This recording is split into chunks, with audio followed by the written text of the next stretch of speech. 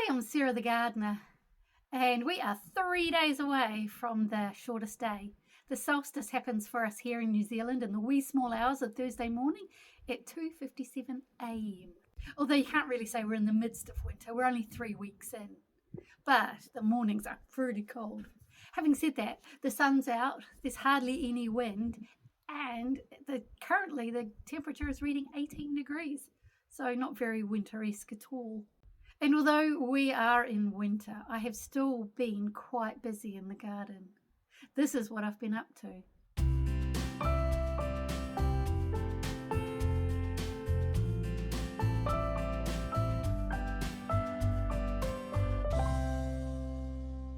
The first thing I try to do each week is to hoe the paths and weed the beds.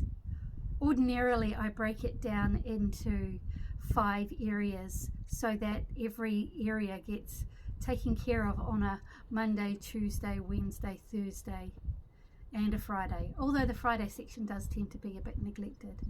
If I have a busy week, then I try to do as much as I can in 1 or 2 days, so I don't need to worry about it. By taking care of it weekly means there's very little to worry about in the long term.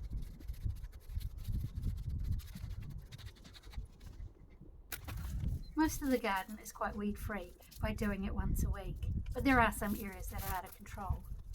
My theory is just to take care of 90% of the weeds each time, and so eventually we'll have hardly any to deal with at all. The early chair daffs are out. How mad is that? They've been out since late autumn.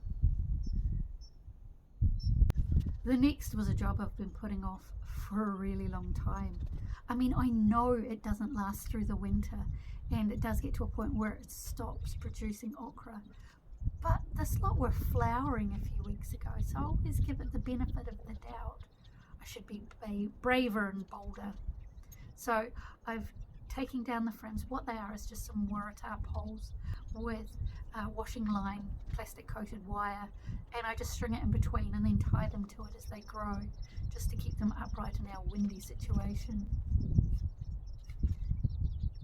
Next year I think I'm going to grow even more of them because I don't get enough in one go with the plants I have, and so I have to hold a whole lot in the fridge while they come ready, and they get a bit limp and while you're waiting for enough to do anything with. So next time I'm going to grow more than enough to do something with in the kitchen. I really love growing okra, and my favourite thing to do with them is pickled okra. So I'm just chopping this lot down and it's just going straight into the compost.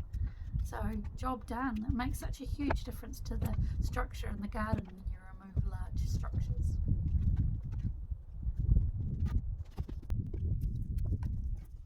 The next task was the asparagus. This lot is about 6 years old. Back in the old place, the asparagus I had, they had seeds, and so I thought, I wonder what happens. So I planted a whole lot, not knowing that we were going to move at some point.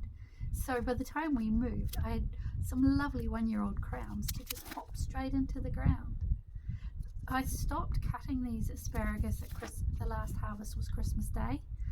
It's a nice traditional moment to make the stop, and then just let them grow into their fronds, and then from there the goodness goes back down into the crown, and around about this time of year, June, they turn yellow and all ferny.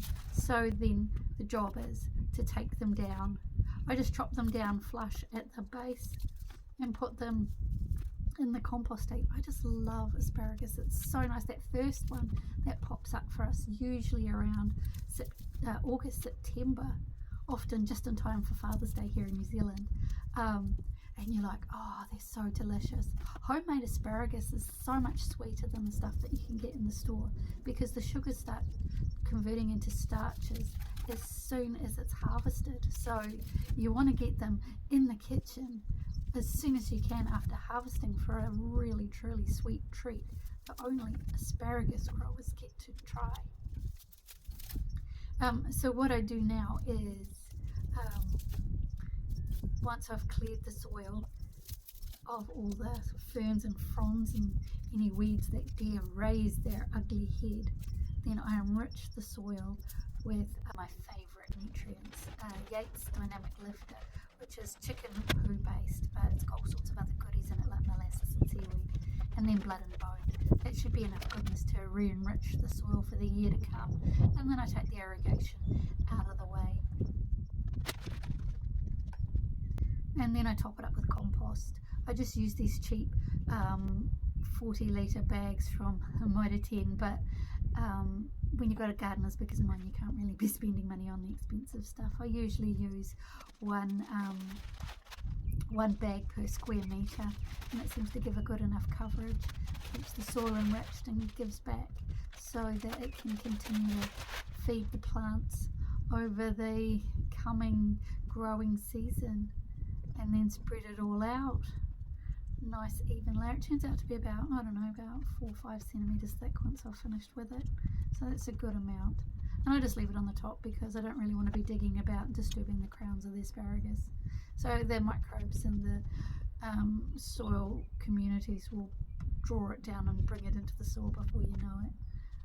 They're pretty good at that. And then I'm a stickler for, I don't know, I can't help getting my hands in the soil and leveling it out with my hands as I put the irrigation back in, and that's really getting my asparagus ready for the growing season. It won't be long before we get to eat them. And so that's what I did in the garden last week. I'm trying my best to be super productive because this winter will disappear out from underneath me before you even know it. I mean, can you believe how quickly this year's gone already? I can't believe we're this far through June already. So we may be in the off season, but there's plenty to do. So come back next time and I will give you another update on what I've been up to in the garden in the middle of winter. Thanks so much for watching. Take care.